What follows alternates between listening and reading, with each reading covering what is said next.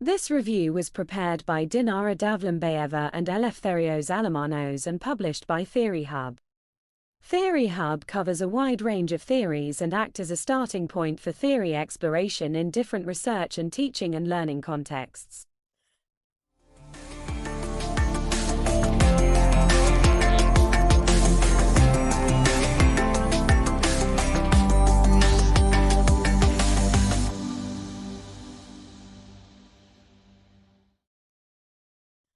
This is a review of the equity theory.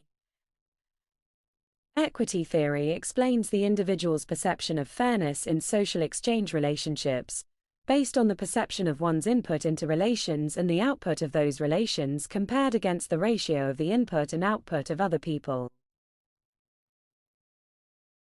Equity theory was introduced by John Stacey Adams in 1963, originally, for application in the organizational context.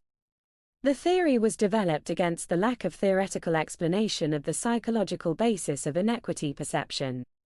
The inability to explain the perception of fairness was the primary concern for employers and governments, because it underlined the employees' behavior and attitudes towards organizations. By 1963, Adams drew sufficient evidence from prior literature in sociology and psychology to propose that equity or inequity is not a matter of being overpaid, underpaid, or fairly paid. Neither is it the subject of an evaluation by purely economic measurements. The evaluation of equity is socially dependent, which entails complex psychological and cognitive processes. The development of the theory was needed to help understand how the fairness of exchange between an employer and employee is formed and propose ways to regulate the outcome of relations. Equity theory was based on three theories of social science and psychology, namely social exchange theory, social comparison theory, and the theory of cognitive dissonance. Social exchange theory postulates that social relations are rooted in subjective evaluation of the costs and benefits of participating in relations. Social comparison theory explains the mechanism through which people evaluate the degree to which the distribution of costs and rewards is fair or unfair in social exchange relations. The rationale for using the social comparison principle in equity theory stemmed from prior evidence. It was found that the evaluation of perceived fairness by employees of different groups in one division in an organization made it possible to conclude that the rewards were not considered to be fair if input was higher compared to that of other colleagues. The literature on social comparison distinguishes two popular comparison approaches, which are downward comparison and upward comparison. Downward comparison means that people look at more disadvantaged members of the group to evaluate their own input and output. Thus, they may perceive the distribution of rewards to be fair to themselves. Upward comparison means that people look at other more advantaged members of the group with the aim of evaluating their rewards. Cognitive dissonance theory explains the behavior of people when they experience stress induced by contradictory cognitions and the motivation of people to reduce stress by passive or proactive measures. The utilization of cognitive dissonance theory contributed to the understanding of the emotional and behavioral consequences of relations evaluating costs and benefits. Social exchange theory, social comparison theory, and the theory of cognitive dissonance formed the theoretical underpinning of equity theory, making it possible to explain the nature of relations between people, the mechanisms underpinning the cognitive evaluation of the outcomes of relations, and people's reaction to such outcomes of relations. There were two primary objectives of the equity theory. First, the theory aimed to explain how people evaluate the degree to which interpersonal relations are fair. The second objective of the theory was to explain the effect of inequitable relations. To realize the objectives, the main elements that people consider when they evaluate equity were conceptualized. The conceptualized elements were output, input, person, and others. Input and output refer to costs that people make and the benefits of those relations. Input may denote different objects and forms, such as education, experience, skills, social status, and effort, among other attributes of the person, such as personal characteristics and the level of attractiveness. Those variables determine what people bring into relations. Hence, they were defined as inputs. Outputs referred to financial rewards, intrinsic outcomes of behavior, social and symbolic benefits and status among a few. Person is an individual evaluating to what degree the relations are fair, while the concept others can be any referent people against whom equity is compared. It can be even the person himself or herself, but at another point in time, situation or circumstances. Having identified the variables involved in the evaluation of inequity, inequity was conceptualized as a misbalance between the personal input and output of relations and the observed input and output of relations of other people. Drawing on supporting evidence, the effects of inequitable relations and the ways to cope with them were proposed. There are 5 main principles postulated by the theory. First, the relations of people are built on an equity norm. Individuals are profit-driven per se and expect the outcome to be equal rewards minus costs. In the group context, equitable relations between members of the group are expected to benefit other members.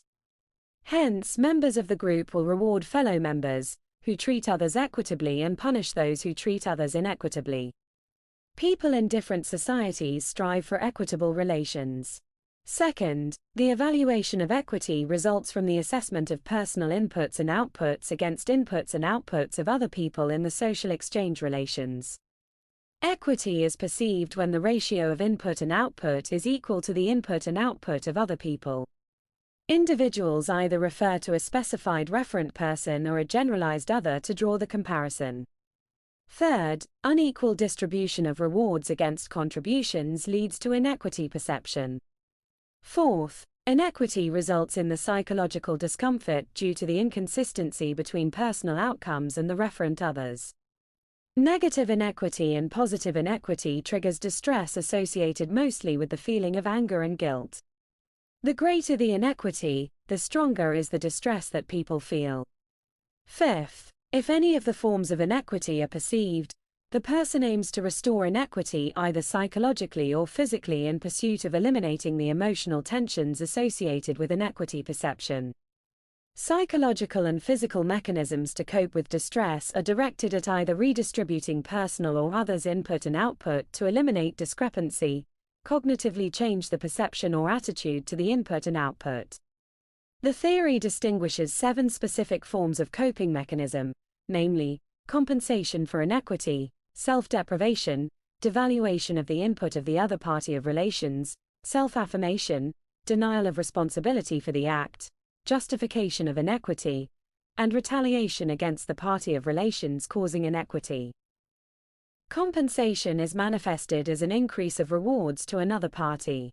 It is a common practice in organizational management, when underpaid employees get motivated through compensation schemes to improve inter-organization relations and performance.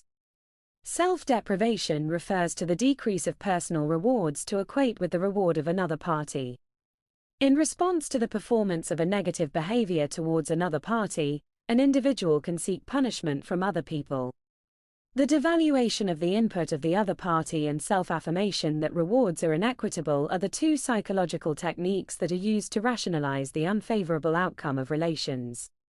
These equity restoration responses have been examined to explain the perception of gender-based inequality and social biases in relation to disadvantaged social groups as a way to justify the disparity of benefits in society. The denial of responsibility for the act is a way to neutralize the feeling of moral obligation.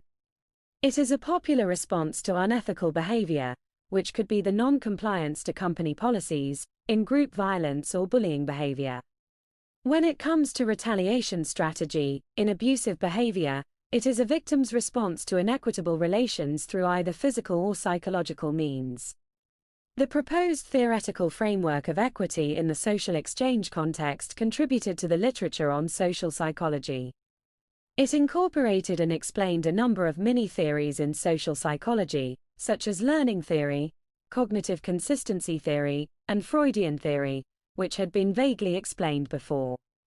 Although rigorous research had been carried out to support the assumptions of those theories, it had not been clear as to how those theories related to each other. Equity theory embraced the prior knowledge under one umbrella to explain individuals' motivation to perform a particular behavior and individuals' responses to relations. Beside the explanatory robustness, the application of the theory helps predict how individuals may behave by assessing the relative outcomes of relations. The development of the theory had also organizational and social implications. On the one hand, the theory has commercial importance for organizations in terms of reducing financial consequences resulting from the negative behavior of employees. On the other hand, the research had social importance in terms of promoting social justice.